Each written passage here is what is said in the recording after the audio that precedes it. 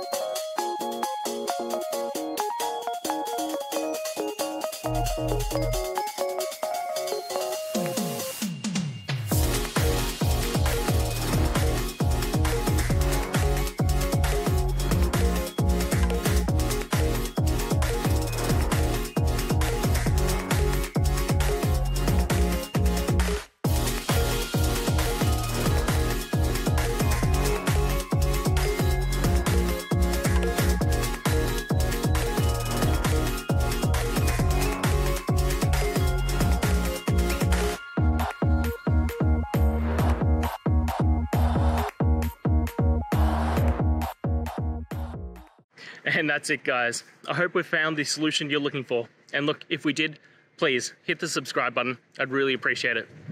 And until the next time you need technical help, I hope you have a good one.